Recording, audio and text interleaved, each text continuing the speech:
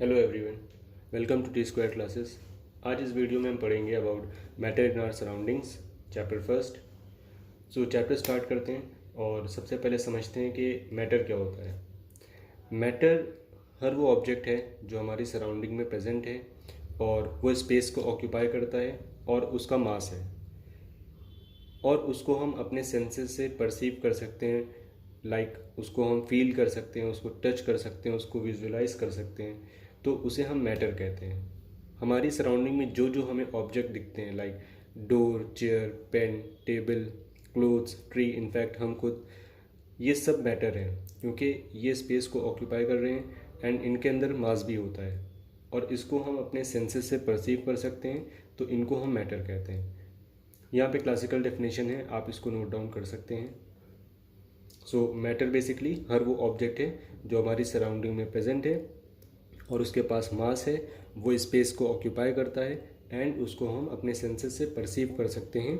Example के लिए आप कोई भी ऑब्जेक्ट ऐसा जो आप फील कर सकते हैं उसको दे सकते हैं। इसके बाद हम समझेंगे कि जो मैटर होता है उसकी कंपोजिशन क्या होती है, जो मैटर बना है वो किससे मिलके बनता है। मैटर बहुत छोटे छोटे पार्टिकल से मिलके बनता है जिनको हम एटम्स कहते हैं। तो कंपोजिशन के बारे में देखते हैं।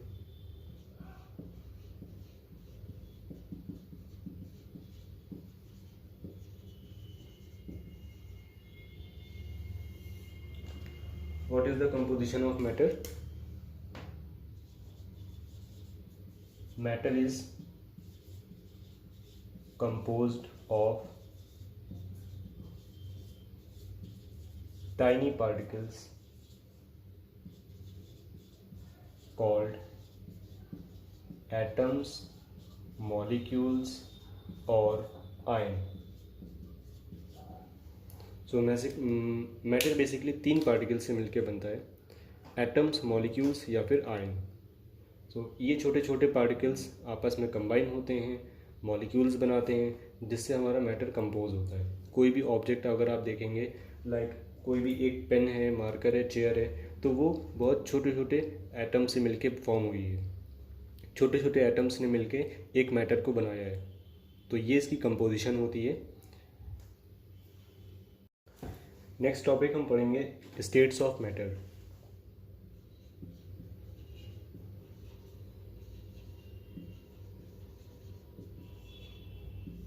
बेसिकली मैटर के जो स्टेट्स होती हैं वो 5 टाइप की हैं: solid, liquid, gas, plasma and BEC. इसको बोलते हैं बोस आइंस्टीन कंडेंसेट। ये दोनों स्टेट्स ऑफ मैटर को हम इस वीडियो में डिस्कस नहीं करेंगे। ये जो 3 स्टेट्स ऑफ मैटर हैं, solid, liquid, gas, in important states of matter को कवर करते हैं। इनके ऊपर हम डिफ्रेंशिएट करते हैं कि सॉलिड, लिक्विड, गैस आपस में क्या क्या डिफरेंस रखती हैं। यहाँ पे हम पढ़ेंगे सॉलिड, लिक्विड, गैसेस के जो पार्टिकल्स होते हैं उनमें क्या डिफरेंस होता है। जैसे कि हमें स्क्रीन पे दिख रहा है, जो सॉलिड मैटर होंगे उनका डेफिनेट शेप होता है। जितने भी आप सॉलिड मैटर को देखेंगे उनका शेप फिक्स होता है और उनका वॉल्यूम भी फिक्स होता है, जहाँ जैसे कि आप अभी पिक्चर में दिखाई दे रहा है। अब हम इसमें स्टार्ट करेंगे सॉलिड, लिक्विड एंड गैस की प्रॉपर्टीज़ में क्या क्या डिफरेंस होता है। जो भी सॉलिड मैटर होते हैं उनका जो शेप होता है और जो वॉल्यूम होता है दोनों ही डेफिनेट होते हैं, दोनों ही फिक्स होते हैं, उनको हम चेंज नहीं कर सकते। और जो भी पार्टिकल्स होते हैं सॉलिड के, जैसे कि अभी आपको यहाँ पे पिक्चर में दिखाई दे रहा है, जो सॉलिड मैटर के जो पार्टिकल्स हैं वो एकदम क्लोजली पैक्ड हैं, उनके बीच में स्पेस नहीं है। तो सॉलिड मैटर के अंदर जो इंटरमोलिकुलर फोर्स होता है, मतलब जो जो पार्टिकल्स के बीच में फोर्स ऑफ अट्रैक्शन लग रहा है वो बहुत ज़्यादा होता है और स्पेस कम होती है। दोनों मॉलिक्यूल्स के बीच की जो स्पेस होती है वो बहुत कम होती है। अगर लिक्विड को कंपेयर करें तो जो इंटरमोलिकुलर फोर्स है वो ज़्यादा होता है इंटरमोलिकुलर स्पेस से, लेकिन इतना ज़्यादा नहीं होता जितना सॉलिड में होता है। तो मॉलिक्यूल्स थोड़ा थोड़ा डिस्टेंस पे होते हैं, जिसकी वजह से फोर्स जो होता है वो डिक्रीज़ हो जाता है। तो लिक्विड के अंदर वॉल्यूम तो डिफिनेट होता है बट शेप इनडेफिनेट होता है। जिस कंटेनर में हम लिक्विड को पोर करेंगे वो उसका शेप ऑक्यूपाई कर लेता है। एंड गैस के ऊपर आते हैं, तो गैस का ना तो कोई इनडेफिनेट शेप, मतलब जो शेप होता है वो भी फिक्स नहीं होता है और वॉल्यूम भी फिक्स नहीं होता है। तो इंटरमोलिकुलर फोर्स बहुत ही कम होता है गैसियस स्टेट में, जबकि इंटरमोलिकुलर स्पेस बहुत ज़्यादा होता है।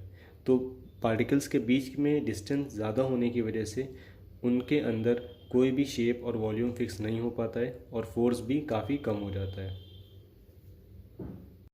नेक्स्ट टॉपिक में हम पढ़ते हैं intermolecular force and intermolecular space.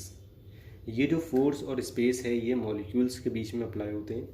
तो सबसे पहले समझते हैं इंटरमोलिकुलर फोर्स क्या होता है। इसको हम IMF कहते हैं शॉर्ट में। तो जो फोर्स ऑफ अट्रैक्शन होता है किसी भी मैटर के दो पार्टिकल्स के बीच में, उसको हम इंटरमोलिकुलर फोर्स कहते हैं या फिर इंटर पार्टिकल फोर्स कहते हैं। ये इंटर पार्टिकल फोर्स मैक्सिमम होता है सॉलिड स्टेट में, बिकॉज वहाँ पे स्पेस बहुत कम होती है, इसलिए वहाँ पे फोर्स मैक्सिमम होता है। और गैसियस स्टेट में सबसे कम होता है intermolecular force, because gaseous state के पार्टिकल्स एक दूसरे से बहुत ही ज़्यादा डिस्टेंस पे होते हैं। तो इंटरमोलिकुलर फोर्स मैक्सिमम होगा सॉलिड में एंड मिनिमम होगा गैस में। वाइल जो इंटरमोलिकुलर स्पेस होता है मींस IMS, ये स्पेस जो होती है मॉलिक्यूल्स के बीच की, उसको हम इंटरमोलिकुलर स्पेस कहते हैं। तो जैसा कि हमें पता है कि गैसियस स्टेट में जो पार्टिकल्स होते हैं वो एक दूसरे से बहुत ही ज़्यादा डिस्टेंस पे होते हैं, जिसकी वजह से उनके बीच में लगने वाला फोर्स डिक्रीज़ हो जाता है, बहुत कम हो जाता है। तो इंटरमोलिकुलर स्पेस मैक्सिमम होती है गैसियस स्टेट में एंड मिनिमम होती है सॉलिड में। इस वीडियो में हम ने पढ़ा मैटर, उसकी composition, states of matter and intermolecular force and intermolecular space. आज की वीडियो में सिर्फ इतना ही। नेक्स्ट टॉपिक में हम स्टेट्स की कन्वर्जन के बारे में पढ़ेंगे।